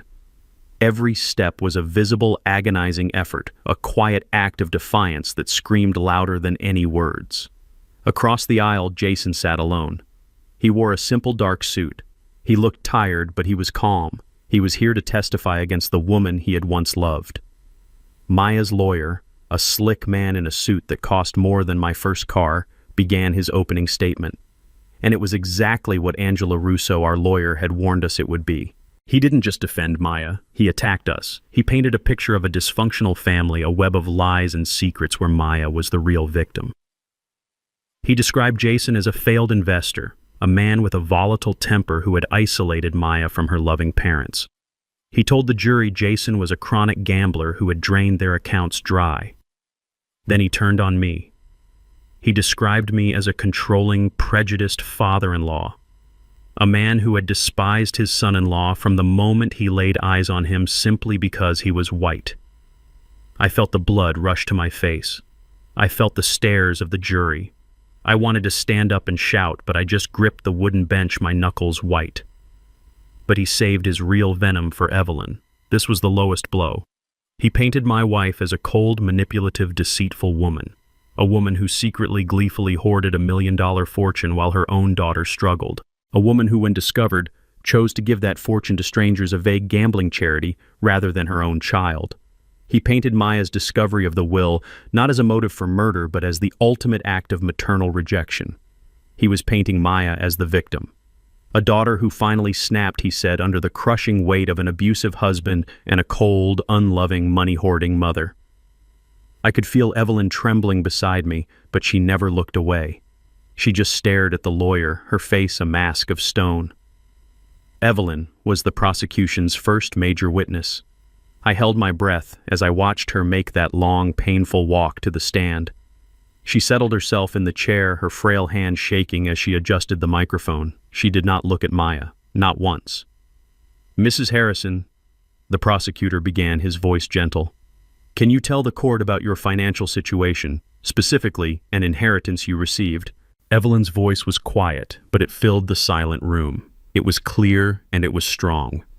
"My Aunt Josephine passed away 20 years ago," she said. "She left me her estate. It was significant." "And why, Mrs. Harrison, did you keep this inheritance a secret from your husband and your daughter for 2 decades? This was it." I leaned forward. I needed to hear this again to understand. "My father," Evelyn said, her eyes fixed on the back wall as if she was watching a movie only she could see. "My father was a gambler." She told the story. The one she had whispered to me in the ICU, the story of a man she loved, a man who could charm a room but who had a sickness. She told the jury about growing up watching her mother hide money in sugar bowls. She told them about the day her college fund vanished. She told them about the day she came home from high school at 17 years old to find that her father, unable to live with the shame of losing their house, had taken his own life. "I found him," she said, her voice thick with a 60-year-old pain. "I learned that day that money wasn't just money. It was a poison. It was a disease. It could rot a person from the inside out." The courtroom was absolutely still. "When I received that inheritance," she continued, "I was terrified. I was terrified it would poison us, that it would make us weak, that it would hurt my family the same way my father hurt his. So I hid it. I invested it. I told no one, not even my husband. I was so afraid." "And why did you change your will?" the prosecutor asked softly. "Because I saw the sickness in my daughter," she said, her voice finally cracking. "I saw his sickness in her, the little lies about money, the way she always needed more. I found her bank statements. I saw the withdrawals to the online casinos, just like my father." "So you disinherited her?" "No," Evelyn said, her voice ringing with conviction. "I didn't do it to punish her. I did it to save her. I thought if she hit rock bottom, if she knew she would get nothing, maybe she would finally agree to get help. I was going to use that money, all of it, to pay for the best treatment in the country. I was going to save my baby girl." She finally broke, just for a moment, a single sharp sob escaping her. "I left the money to the gambling charity in the will as a threat, as a last desperate wake-up call. I never thought she would read it and The defense lawyer stood up. He had a thin, reptilian smile. "So, Mrs. Harrison, you admit you lied to your husband for 20 years." Evelyn stiffened. "I kept a secret to protect my family." "You lied," he repeated, his voice sharp. "You built your entire marriage, your entire life on a foundation of deceit, a $1.2 million lie. Is that correct?" "Objection," the prosecutor snapped. "Argumentative." "Sustained. Rephrase, counselor." The lawyer didn't miss a beat. "You hid this massive fortune, and then when your daughter, your only child, was clearly in desperate financial trouble, your final desperate move was to threaten her, to cut her off, to give her inheritance to strangers. I was trying to help her get better. You were trying to control her, weren't you?" he shot back, "just like you controlled your husband for 45 years by hiding the truth of your wealth." He then turned his gaze on me, sitting there in the front row. "And Mr. Harrison," he said, though he was speaking to the jury, "he had a problem. With Mr. Powell, didn't he? A problem that started the day he found out his daughter was marrying a white man. Objection, I roared, standing up before I even realized I was moving. That's a lie. Sit down, Mr. Harrison, the judge commanded. The lawyer just smiled, satisfied. The seed was planted. He had painted us exactly as he wanted: a lying, controlling wife and a prejudiced, angry husband. The prosecution's next witness was Jason. He was quiet, factual, and heartbreaking. He recounted the attack, the knife, the terror in Evelyn's eyes. The defense lawyer tore into him, painting him as a violent, cheating man who was now lying to save himself. By the end of his testimony, the jury looked confused. It was our word against Maya's. He said, she said, built on a foundation of our family's lies. I leaned over to Angela Russo. It's not enough, I whispered, my throat tight. They're making them doubt us. She just smiled faintly. Don't worry, Lewis. We saved the best for last. The prosecutor stood up. The people call their next witness, Mr. David Henderson. Mr. Henderson walked to the witness stand just like he'd walked across my daughter's lawn. Slowly, deliberately. He wore a simple pressed suit and a tie. He looked directly at the jury, then at Maya, then at me. He looked like a man who was about to do a job he didn't want to do but would do right. The prosecutor was brief, just establishing who he was, where he lived, and what he did on the night of the incident. Henderson's voice was low, clear, and certain. He recounted everything he'd told me, the yelling he'd heard for weeks, the escalation, and finally the sounds he heard that night. The man's voice shouting, "Maya, you're hurting her," the desperate cry to call 911. Then it was the defense's turn. Maya's lawyer, the slick one, glided up to the witness stand like a snake moving through grass. He gave Henderson a thin, condescending smile. "Mr. Henderson, is it? Thank you for your service," he began, his voice dripping with false sincerity. "You were in the Army, you said Signal Corps. That must have been some time ago. 1968 to 1988, Henderson replied, his voice flat. "Quite some time indeed," the lawyer said, nodding to the jury. "Mr. Henderson, you've testified that you heard a great many things on the night of this tragedy. You heard voices through walls. You heard sounds across a yard, in the dark. My windows were open, counselor. It was a clear night." "A clear night," the lawyer repeated as if this were a ridiculous detail. "Sir, let's be honest. You're, 68, 70? 67, Henderson said. 67. And you're claiming that your hearing is so perfect that in the middle of a chaotic, emotional family argument, a fog of war, as you military men might say, you could perfectly distinguish every single word and correctly attribute it to the right person. A person you'd only heard through a wall a few times before." "Yes, sir, I could." The lawyer laughed, a short barking sound. "You're very confident. But let's get to the facts, shall we? You're not a family therapist. You're not a relationship expert. You're a man who eavesdrops on his neighbors. Isn't that right? I'm a man who sits on his porch. And you heard things. You didn't see anything, did you, Mr. Henderson? You didn't see my client, Maya Powell, touch her mother. You didn't see her touch her husband. You didn't see her with a knife. All you have is a collection of sounds that you, an old man with a grudge, perhaps have interpreted to fit a narrative. You heard, but you did not see. Isn't that the truth?" The lawyer leaned in, placing both hands on the witness box. "Yes or no, Mr. Henderson? You heard sounds. You did not see what happened in that house." The courtroom was silent. I could feel Maya watching him, a smug, faint smile on her lips. She thought this was it, the final nail in his testimony. Henderson leaned back in his chair. He looked at the lawyer. He looked at the jury. He looked at the judge. Then he leaned forward into the microphone, his voice suddenly filling the entire room, cold and hard as steel. "Counselor, you keep asking me what I heard. You keep saying I didn't see anything. It's a yes or no question, sir." "No, son," Henderson said, and the authority in his voice made the lawyer flinch. "It is not. I'm an old soldier, as you keep pointing out. We're taught to observe. We're taught to use every tool at our disposal. We don't just listen. We watch." The lawyer's smile faltered. "What is that supposed to mean?" Henderson looked directly at the jury. "It means to answer your question.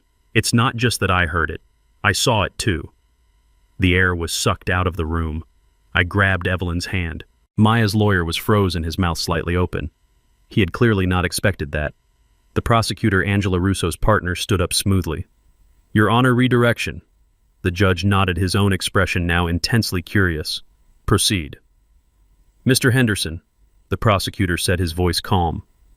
Please explain to the jury what you meant when you said you saw it. Well, Henderson said, adjusting his tie, I have a security camera.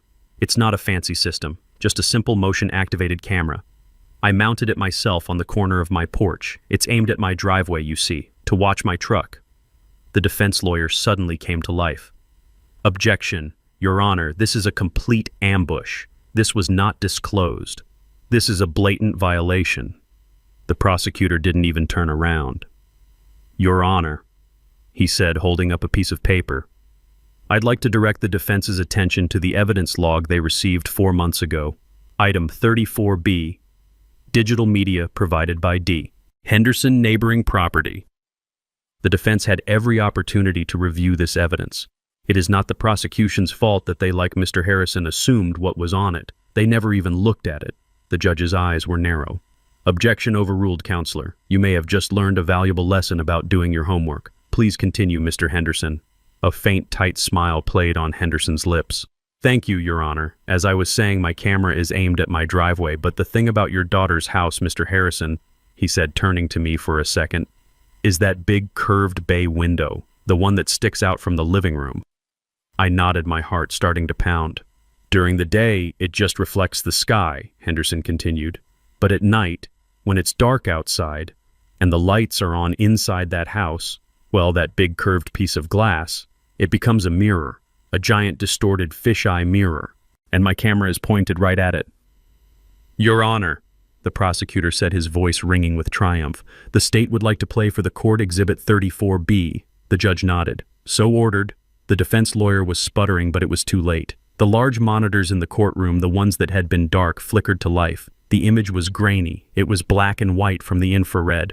The timestamp in the corner was clear. The angle was from the side. You could see Henderson's driveway clearly, but there in the center of the frame was a dark, curved, reflected image, the inside of my daughter's living room. It was silent. It was warped like looking through a fishbowl, but it was clear. My heart stopped. I could see them. I could see Evelyn standing her hands up. I could see Jason, his back to the window, and I could see Maya. This is the truth, I whispered, and Evelyn squeezed my hand so hard her knuckles turned white. The monitors in the courtroom flickered on. A low murmur rippled through the gallery. I gripped Evelyn's hand. I could feel the tremor in her fingers, or maybe it was mine. I couldn't tell. Beside me, Evelyn sat up, her back rigid, her eyes locked on the screen. She was about to watch the worst moment of her life play out again. Maya's lawyer was on his feet, sputtering. Your Honor, it's a reflection. It's distorted. It's prejudicial and proves nothing. The judge's voice was cold. Counselor, you had 4 months to review this evidence. You chose not to. Please sit down. The lawyer sat, his face pale. The image on the screen was exactly as Henderson had described it. It was grainy, black and white. The timestamp glowed in the corner. The main focus was Henderson's dark driveway, but in the center, captured in the convex curve of my daughter's bay window, was a silent, ghostly play. The figures were warped, their proportions strange, like looking at a funhouse mirror. But it was them. There was no mistaking it. I saw my wife. Evelyn. She was standing, her back to the window, her reflection the clearest. She looked agitated. Her hands were up, gesturing. I saw Jason. He was pacing back and forth, his reflection fainter, his hands running through his hair. He looked exactly like I had felt in that hospital waiting room. He looked stressed. He looked terrified. And then there was Maya. Even distorted by the glass, her rage was a physical thing. She was leaning forward, her face a mask of fury. She was screaming. I couldn't hear the words, but I could see the venom. I saw her holding a piece of paper. The will. She was waving it in Evelyn's face. My wife was shaking her head, backing away, her reflection getting smaller as she moved toward the stairs. I saw Jason step between them. His reflection was a blur, but I saw his hands go up in a clear gesture of peace. He was trying to de-escalate. He was trying to stop it. I watched Maya's reflection turn on him. She screamed at him. He backed away, shaking his head. Then he turned his back on her, moving toward the wall, toward the telephone. My heart was pounding so hard I thought it would break through my chest. This was it. This was the moment. The moment he told her he was calling me. the moment he was going to get help. And then it happened. It happened so fast if I had blinked I would have missed it. Maya saw Jason turn his back. She saw him reaching for the phone. Her body coiled like a snake. And she launched herself. Not at Jason. At her mother. It was not a stumble. It was not an accident. It was not a scuffle in the fog of war. It was a push. A violent two-handed shove aimed straight at Evelyn's chest. My wife, my Evelyn, who weighed maybe 120 pounds, she never stood a chance. The video showed her staggering backward, her arms flailing, her reflection disappearing instantly as she went over the first step and vanished from the window's view. I felt Evelyn sob beside me, a sharp, broken sound, but the video didn't stop. The silent movie continued. Jason's reflection spun around his mouth, a wide black O of pure horror. He looked down toward where Evelyn had fallen. He took one step, then another, moving toward the stairs, disappearing from the reflection. He was gone for a second. Then he was back, his face frantic. He ran back to the phone. He was trying to call 911. He was trying to save her, just like he said. But Maya's reflection moved with a terrifying speed. She darted out of the window's view toward the kitchen. She was gone for 1 second, 2 seconds. Then she was back.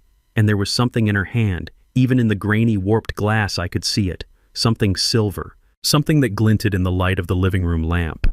Jason was at the phone. He had it in his hand, pressed to his ear.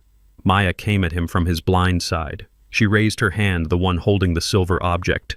She lunged. Jason saw her at the last possible second. He threw his body sideways, raising his arm to block her dropping the phone.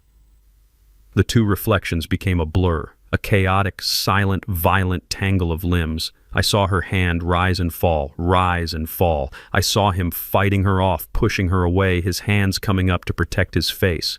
The scratches, it was all there. Every lie she had told, every truth he had spoken. It was all right there, reflected in glass for the entire world to see. The prosecutor's voice was the only sound in the room. Stop the video. The screen went black. The silence in that courtroom was absolute. It was heavier than stone. I looked at the jury. A woman in the front row had both hands pressed hard against her mouth, her eyes wide with horror. A man in the back row just shook his head slowly back and forth. I turned my head. I looked at Maya. She was staring at the black screen, her face a waxy chalk white. Her slick, expensive lawyer was standing beside her, his own face pale, his mouth slightly open. He knew. It was over. Maya's body began to tremble. A low, keening sound started in her throat. It wasn't a cry of sadness. It was the sound of an animal caught in a trap. She looked at me, her eyes wild, pleading, desperate. But there was no victim there. There was no daughter. There was only a person I did not know. I didn't say anything. I just looked back at her. I let her see the truth in my eyes, and then she collapsed. She didn't faint, she just imploded. Her body slid sideways off the chair, hitting the floor in a boneless heap, her hands covering her head as she let out a wail that had nothing to do with grief and everything to do with being caught. The judge slammed his gavel. Order, order in the court. But it didn't matter. The case was over. It was 2 days later. The judge didn't waste any time. With the video evidence, the jury had returned a guilty verdict in under an hour. Manslaughter, aggravated assault with a deadly weapon. The lawyer's entire defense, his house of cards built on our family's lies, had been blown away by a single grainy reflection. I sat in the front row again, Evelyn beside me. This time, she was in the wheelchair. The testimony had exhausted her. Jason sat on my other side. I had insisted. Maya was brought in cuffs. She looked hollow. The fire was gone. She was just a 35-year-old woman in an orange jumpsuit, her life over. The judge looked down at her. He spoke of the profound betrayal. He spoke of the violence captured on tape. He spoke of the cold, calculated manipulation. He sentenced her to 20 years in a state penitentiary, 15 for the manslaughter, 5 for the assault. I watched her face as the sentence landed. I was waiting for something, a scream, a sob, a final plea. There was nothing. She just closed her eyes. As they led her away, she didn't look at me. She didn't look at Evelyn. She didn't look at anyone. She was already gone. I pushed Evelyn's chair out of the courtroom, Jason walking quietly beside us. We didn't talk. We just moved through the crowd of reporters, a strange, broken trio.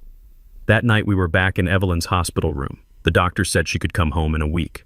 Jason had been staying in a hotel. He came by to say goodnight. He stood by the door, awkward, a man with no anchor. "Well," he said, "I guess I'll head out." "Jason, wait," Evelyn said. Her voice was stronger now, clearer. He stopped. "I need to say something," she said, her hands twisting the thin hospital blanket. "I need to apologize to you." Jason frowned. "Apologize, Evelyn, for what you're the one—" "No." She cut him off, her eyes filling with tears. "I did this, not the push, but the secret, the money." She looked at me, then back at him. "My lie, my fear. It put you in that house. It put you in that position. If I had just been honest with my husband, with my daughter from the beginning, if I hadn't been so afraid of that old ghost, my father, none of this would have happened." She was crying now, quiet tears. "You were just trying to help. You were trying to do the right thing, to protect Maya, to protect us. And my secret, it turned you into a target, and then it almost got you killed. And Louis, She couldn't finish. She just looked at me, and I knew it was my turn. I stood up from my chair and walked over to Jason. I stood in front of him, this man who was 33 years my junior, this man who I had despised, this man who had shown more strength and character than I had in my entire 71 years.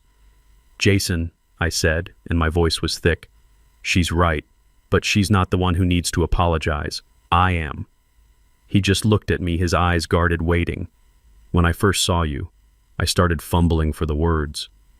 I made up my mind about you in about 10 seconds. I saw the car, I saw the watch, I saw the color of your skin, and I saw the way you seemed so, I don't know, smug. Louis, you don't have to." "Yes," I said, holding up a hand.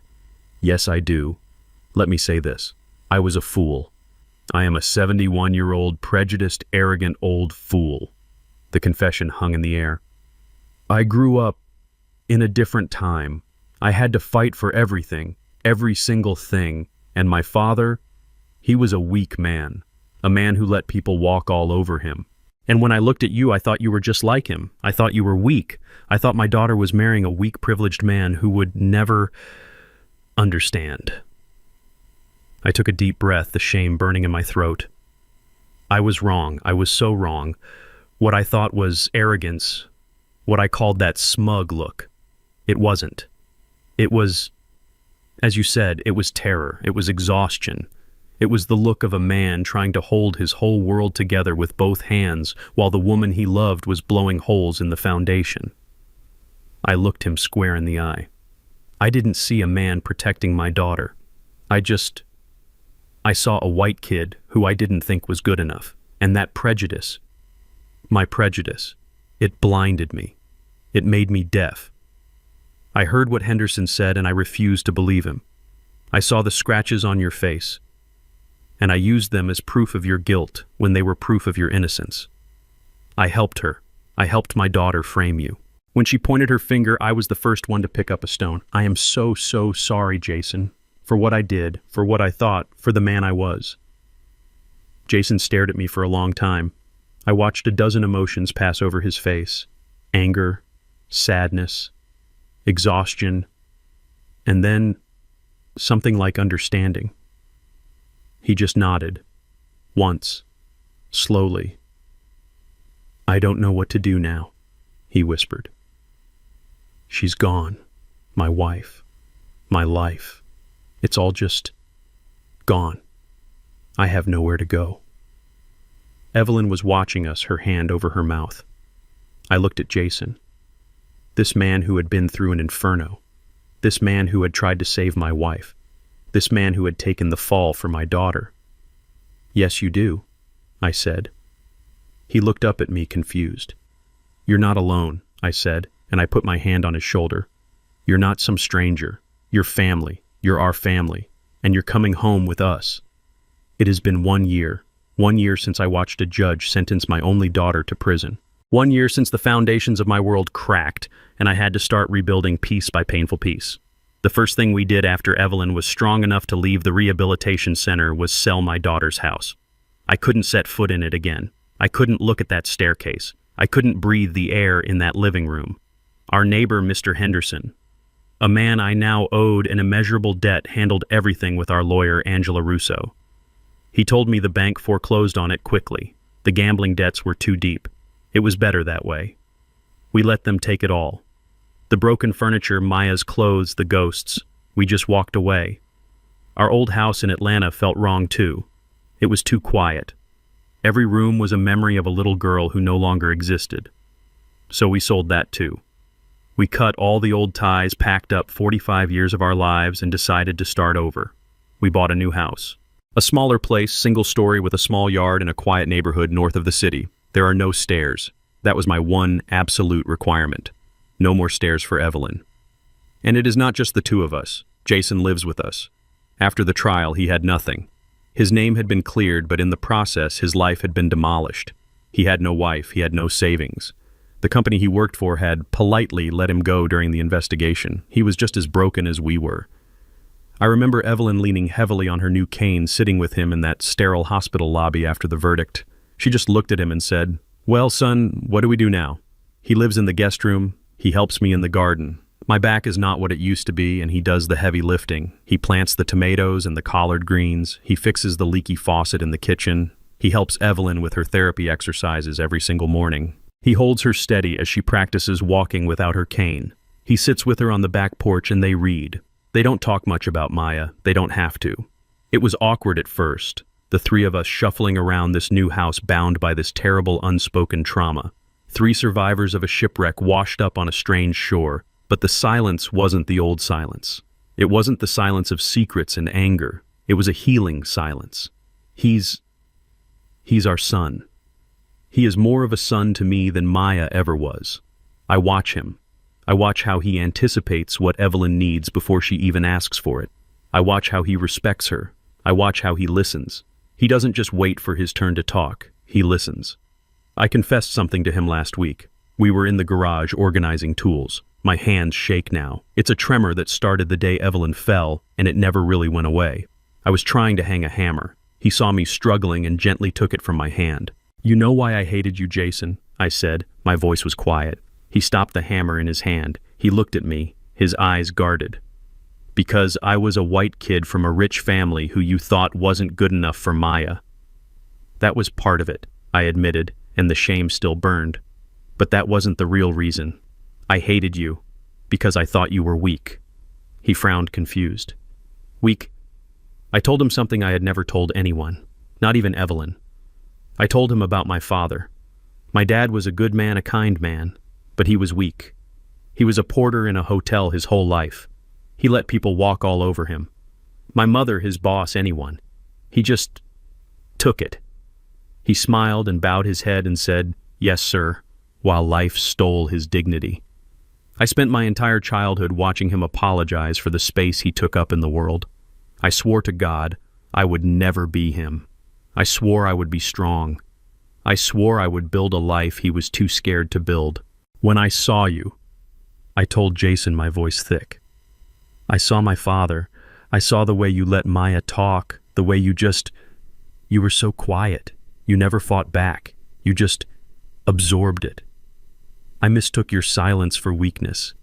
I thought my daughter was marrying a man who would let her and the world walk all over him. I thought you were him, and I despised you for it."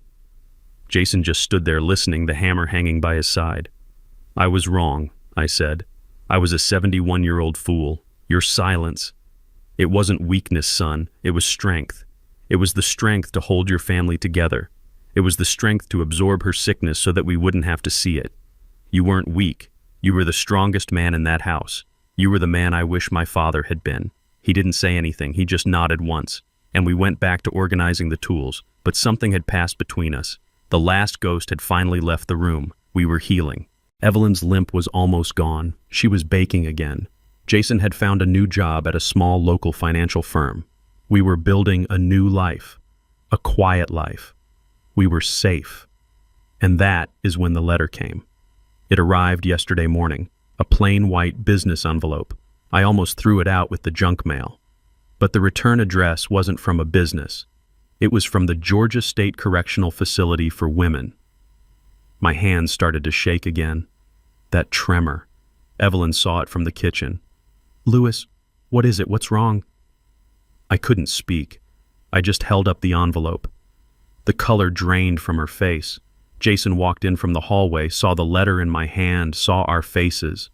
The new, fragile piece of our home instantly evaporated. "It's from her," Jason said. It wasn't a question. I stood there in the entryway, the letter feeling like it was burning a hole in my hand. Part of me, a dark, angry part, wanted to throw it straight into the fireplace. Just burn it. Burn her. Get her out of our lives. But Evelyn put her small, warm hand on mine. "We have to, Louis," she whispered, her voice trembling. "We have to read it. We have to do this together." I looked at Jason. He just nodded, his jaw set. I slid my finger under the flap. The sound of the paper tearing was too loud in the quiet room. I unfolded the single sheet of ruled notebook paper. It was my daughter's handwriting. Frantic. Angry. I began to read it out loud. My hands were shaking. That tremor. The one that started the day I saw Evelyn at the bottom of the stairs. It was back. I stood there in the bright, cheerful entryway of our new home, the sunlight streaming in, feeling the warmth of Evelyn's hand on mine. But the envelope in my hand felt like a block of ice. It was a plain white business envelope, flimsy, cheap, but the return address printed in stark black letters stole the warmth from the entire room. Georgia State Correctional Facility for Women. Evelyn's grip tightened on my hand. "Louis," she whispered, her voice suddenly frail. Jason, who had been in the kitchen making coffee, went very still. He looked over, saw the envelope, and the mug in his hand trembled. "It's from her," I said. The words came out flat dead. A year. We had 1 year of healing, 1 year of building this new fragile piece, 1 year of learning to sleep through the night without waking up in a cold sweat, hearing the sound of a body hitting tile. All of it felt like it was about to shatter. "Throw it away," Jason said, his voice hard, protective. "Just throw it in the trash. Burn it. We don't have to read it." A part of me, the angry, wounded part, agreed. I wanted to. I wanted to rip it to shreds, unread, and pretend it never existed. Just make her disappear. "No," Evelyn said. Her voice was quiet but firm. She let go of my hand and stood straighter, her cane steadying her on the hardwood floor. "He's right, Louis. We don't have to read it, but we will. We read it together. No more secrets. No more hiding." She was right. She was always right. This was the final ghost. We had to face it. I slid my finger under the flap. The sound of the paper tearing was unnaturally loud in the quiet house. I pulled out a single sheet of ruled notebook paper folded twice. The handwriting was frantic, angry, pressing so hard into the paper it almost tore through. I unfolded it. I held it in my shaking hands. Jason and Evelyn stood on either side of me, and I began to read it out loud. "To the people who destroyed my life," I read. Evelyn closed her eyes. "I hope you're happy. I hope you're enjoying my mother's money, Jason. I hope you're enjoying my house, Dad. You stole everything from me. You stole my life. You sat there and you lied. You chose him. You chose a lying, manipulative stranger over your own blood, your own daughter." My voice was steady, but the words felt like acid on my tongue. "You think you've won. You think you've locked me in here and you can just forget about me. You think you're safe in your new little house. But you're wrong. I am not my father. I am not weak. I am not a gambler who needs saving. I am a victim. You, Mom, with your secret money, you are the snake. You, Dad, with your weak-willed prejudice, you are the fool. And you, Jason, you are the thief who gets to enjoy the spoils." I paused, taking a breath. The venom in the ink was palpable. I am counting the days, every single one. I'm learning things in here. I'm getting stronger, and you are getting older. You're getting weaker. 20 years is not forever, and when I get out, I am coming back. I am going to take back everything you stole from me. The house, the money, all of it. It's mine. You will pay for what you did to me, all 3 of you. I finished reading. The last word, "you," was underlined so hard the pen had ripped the paper. The three of us just stood there in the foyer. The grandfather clock in the hall, a clock Jason had found at an antique shop and meticulously repaired, ticked loudly. Tick, tock, tick, tock. Evelyn let out a breath she seemed to have been holding for a year. Well, she whispered, her hand finding mine again. She hasn't learned a single thing. Jason just stared at the floor, his jaw tight. I could see the old anger in him, the tension in his shoulders. He was remembering the knife. He was remembering the attack. And me. The Lewis Harrison of 1 year ago, the man who walked into that hospital, would have been raging. I would have been shouting. I would have crumpled that paper, screaming about the injustice, the audacity, the disrespect. I would have been terrified of the threat. I would have called Angela Russo. I would have started a new file. I would have prepared for a new war. But I just stood there looking at the angry blue scrawl. And the only thing I felt, the only overwhelming emotion, was a profound and bottomless sadness. It wasn't anger, it wasn't fear, it was just pity. This wasn't a threat from a monster. This was a tantrum, a desperate, pathetic tantrum from a child trapped in a woman's body. A child who had been given every chance, every opportunity for love, every bit of help, and had chosen again and again to blame the entire world for her own choices. She had learned nothing. She's still blaming us, Jason said, his voice heavy. Even now, after everything, after the trial, after the video, she still thinks we did this to her. Yes, Evelyn said. She walked over to the fireplace, leaning on her cane. We had lit a small fire that morning just to take the chill out of the autumn air. She's just like my father. He blamed the cards, he blamed the horses, he blamed my mother. He never, not once, blamed himself. It's a sickness, Lewis. It's just a sickness of the soul. I looked at the letter in my hand. When I get out, I will take back what's mine. I thought about the Lewis of a year ago, the man terrified of weakness. He would have seen this as a threat, a new fight to prepare for. He would have let it poison the next 20 years of his life. But the Lewis of today, the man standing next to Evelyn and Jason, saw it for what it was. Empty words. She had nothing to come back to. The house was gone. The $80,000 was gone. The secret $1.2 million. That was now healing other families, funding the very addiction centers Maya refused to enter. She thinks we have her money, I said, a slow realization dawning. She still thinks it was all about her. She still doesn't understand that the money was never the point. She never will, Jason said. She'll be counting those 20 years planning her revenge. How do we live with that, knowing she's coming back? I looked at Evelyn, who was watching the fire, her face calm in the warm light. I looked at Jason, this good, strong man who had become my son in every way that mattered. This man who had faced down a knife to save my wife. This was my family. This new, strange, broken, and beautiful family forged in tragedy. I walked over to the fireplace. She's wrong, I said. Jason looked up. What? She's wrong, I repeated. She's not coming back to take everything. Because she can't. I held the letter over the flames. She can't take this house because we built it together. She can't take our peace because we earned it. And she can't take us because we chose each other. We faced the truth. She is still living in the lie. Evelyn put her hand on my arm. Jason stood up and came to stand on my other side. I let go of the paper. We watched it together, the three of us. We watched the paper curl, the edges browning. We watched the angry blue ink turn black, then gray. We watched Maya's threats, her rage, her blame, her entire toxic world turn into smoke. It floated up the chimney and disappeared into the bright morning sky. It was gone. She can't hurt us anymore, I said. And the words were true. The old Lewis would have taken that letter to the lawyer. He would have started a file. He would have prepared for a fight 20 years from now. He would have lived in fear. But I wasn't that man anymore. That man died in the hospital waiting room. Evelyn leaned her head on my shoulder. It's over, Lewis. It's finally over. Jason put his hand on her shoulder, a strong, protective gesture. He was looking at the fire.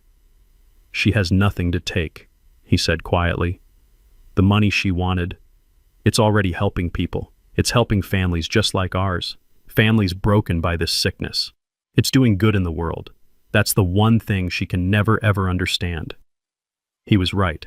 The $1.2 million, the secret that had almost destroyed us, was now our legacy. Evelyn and I, with Jason as a co-signer on the new family trust, had endowed 3 different recovery centers in the state. The Harrison Powell Foundation, as Angela Russo had named it. Maya's inheritance was already at work saving the very people she refused to become. I looked at the 2 people beside me. My wife, my Evelyn, scarred but stronger than I ever knew. And Jason, the man I had misjudged so completely. This was my family now. Not born of blood, but forged in fire. We were 3 survivors standing in a new home, watching the last ghost of our past turn to ash. I put my arm around Evelyn. I put my other arm around Jason. "She's right about one thing," I said. They both looked at me. 20 years is not forever, I said. And when she gets out, she won't find us. We'll be long gone. But we'll have lived, we'll have healed, and we'll have done it together. The last glowing ember of the letter winked out. And in our new home, the 3 of us stood in the silence, finally, truly at peace. 6 months later, we were sitting on folding chairs in a brightly lit church basement. The coffee was weak and the fluorescent lights hummed just like they did in the hospital. But this place felt different. This was a place of healing. We were at a meeting for the New Horizons Recovery Center. It was a support group for families of gambling addicts. Evelyn, Jason, and I were just sitting in the back, listening. Evelyn walked with her cane, now her steps slow but deliberate. Her physical recovery had been remarkable. Her spirit, though, was still mending. Jason sat beside her, not as a son-in-law, but as a son. He wore a simple sweater and jeans. The tired, haunted look was gone from his eyes. He just looked present. A woman at the front of the room, a counselor named Sarah, stood up. "We have some people to thank tonight," she said, her voice warm.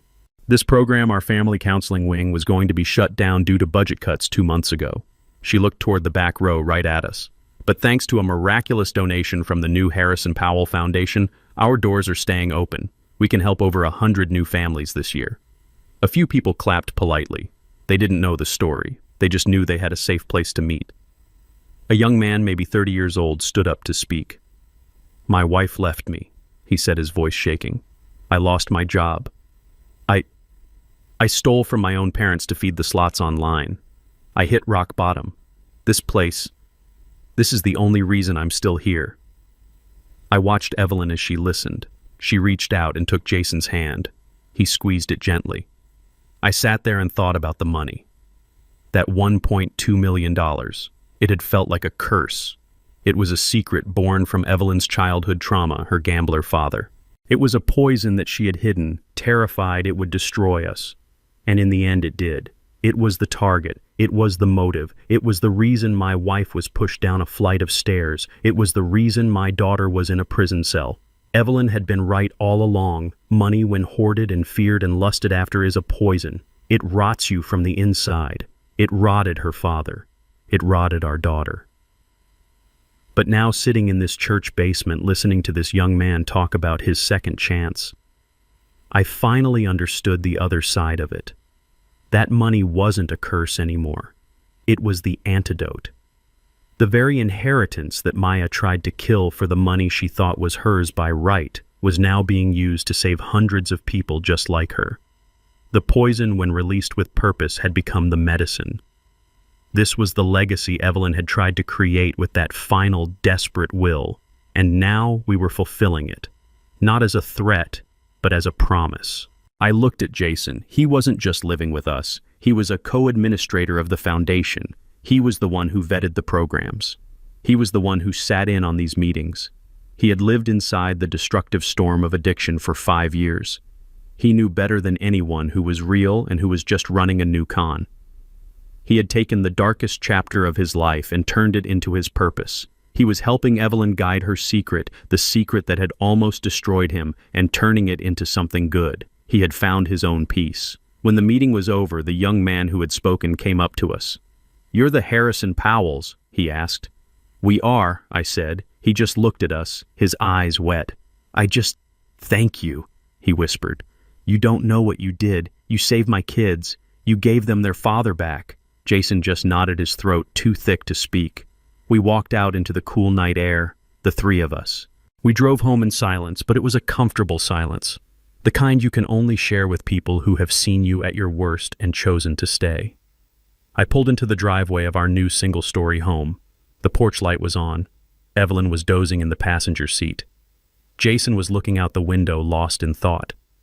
I thought about Maya's letter, the anger, the threats. When I get out, I'm coming back. It felt like a story from another lifetime, a ghost story about a different family. She couldn't touch us. She was trapped in the past, obsessed with something that no longer had any power. I parked the car and turned off the engine. The silence was deep, broken only by the sound of crickets. I looked at Evelyn, her face peaceful in sleep. I looked at Jason, this good, strong man who had become my son. This was my family. This was my home. I didn't feel anger anymore. I didn't feel fear. I didn't even feel that profound, heavy sadness. I just felt quiet. We were home, and we were at last at peace. Here is a powerful lesson we can learn from this story. This story teaches us about the devastating power of secrets and prejudice. Lewis's judgment of Jason based on appearances blinded him to the real threat, while Evelyn's own secret born from past trauma created a target for greed. It shows how addiction and lies can poison a family from within, turning love into betrayal. But most importantly, it reveals that true family is not always defined by blood. It is forged in loyalty, sacrifice, and the courage to face the truth, proving that even after the deepest wounds, it is possible to rebuild a life of peace and purpose. What would you have done if you discovered a secret that changed everything you believed about your family? Let us know your thoughts in the comments and tell us where you are listening from today.